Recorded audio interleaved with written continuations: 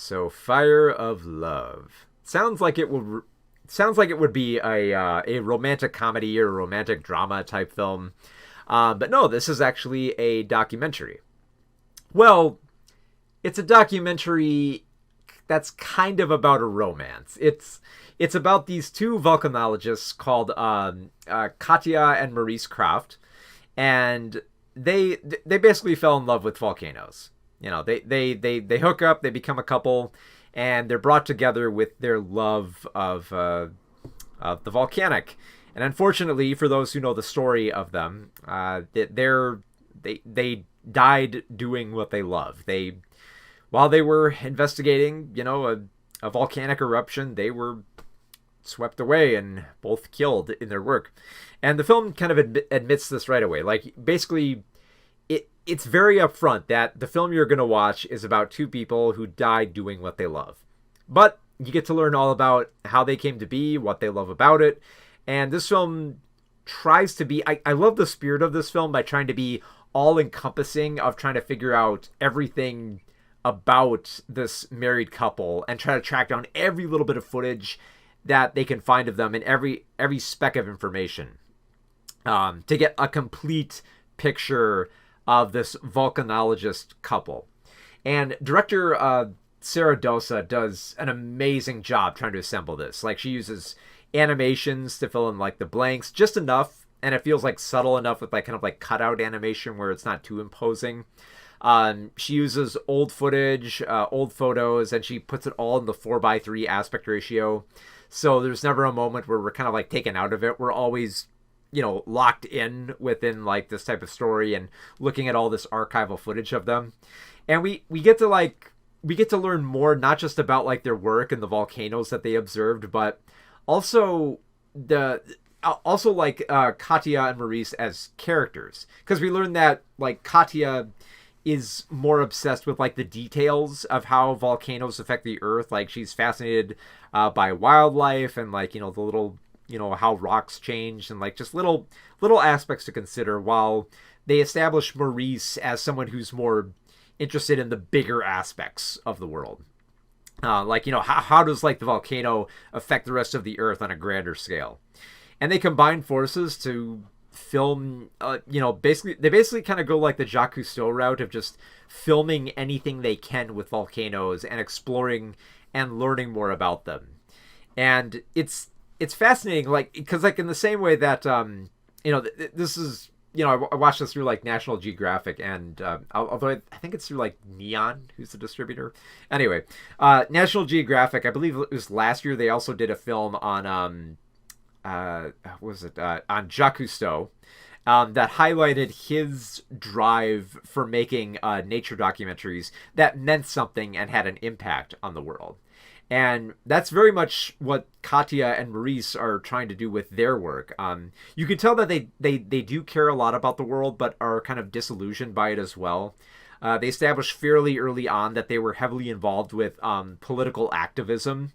But when they realized that they weren't getting that far with it and that some of the activism wasn't working, they decided to turn their gaze towards volcanoes as a mysterious force where they feel like it's something that they have control over and something bigger than themselves that they can explore. And by that same token, the research they do actually ends up being crucial in saving lives. Like, at one point, I believe there's a volcano that erupts where it's in the direct path of causing mudslides to many villages with thousands of people living there. And all the information is assembled about what's going to happen, that the mudslides, it's going to happen, and these villages are going to be affected, and that you've got to evacuate them. And the people in charge basically looked at this and said, that's too much money. We're not going to do that. So we're just going to tough it out. And as a result, well over 10,000 people died because of that. And it's just infuriating. And, just to watch like Katya come to like where the disaster is and observe the mudslides and how so much life was lost just because of ignorance of like key information that was provided on the environment. It's just it's angering, but it's also sobering about how important their work was, because later on, this would be learned from after documenting all this. And now, when there are volcanic eruptions and they can speculate when they're happening, they're taken a lot more seriously in other countries. Like, they'll evacuate people and save many lives now.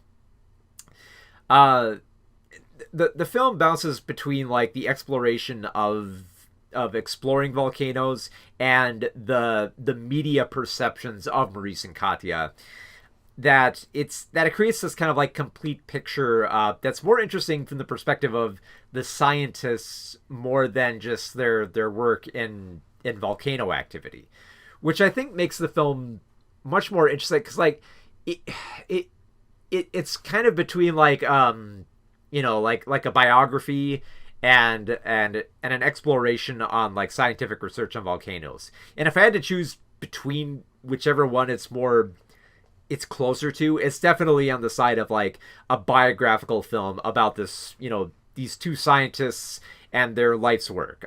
Similar to the Jacques Cousteau documentary, Becoming Cousteau. It's very much on that same wavelength of painting a complete picture of these people who are trailblazers in their particular sciences. So in the same way that like Jacques Cousteau expanded our knowledge and general media perceptions of underwater life, the Croft family, I say family, but it's the couple, Maurice and Katya, their work with volcanoes and what they filmed were essential to learning more about our world, and just make them such important people that I feel like this documentary is just like the perfect kind of love letter to their work and what they did, while also trying to like find a little bit of like the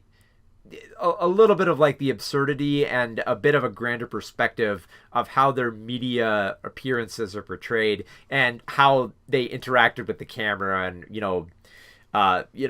and how their work has been perceived. So you get a much grander aspect than just looking at archival footage and getting the bare bones of it. Like, I especially love like the narration here by Miranda July, and the way that it's written too.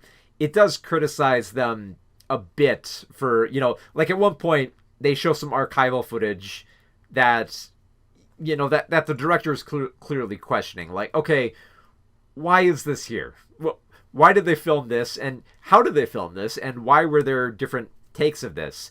And rather than just kind of just going like, what's this? They set it up where it's like, okay, what importance is this shot going to have, and like, and basically kind of trying to find like the right way to like dice up the footage and try to paint this portrait and biography of these two expert volcanologists who sadly died in Japan in just an incredible explosion. That's just like, it's astounding and sad at the same time to watch what happened. Like, especially when you see that you see like the last bit of footage of them, but you also see footage of like a cameraman who abandoned his camera right as like the giant clouds of ash and fire were like coming towards them, which is just hauntingly horrific. To imagine that this couple went into like these dangerous territory and barely thought anything of. They're just kind of like, okay, well, you plan it as best you can, and you just go with it. Like at one point they're like, oh, it's no different from just walking down the street. You plan for the worst. You look for where the lava's going, and it's just like, I could not do what these people are doing.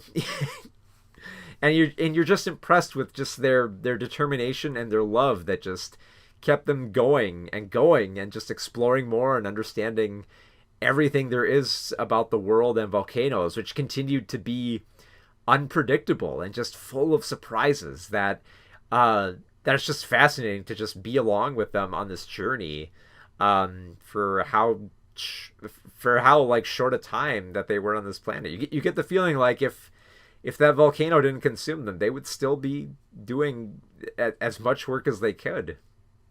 So yeah, it's such like a wonderful portrait, and also has like this great energy, and I love the way that it's edited and how like the animation is used that this is easily one of my favorite documentaries of the year.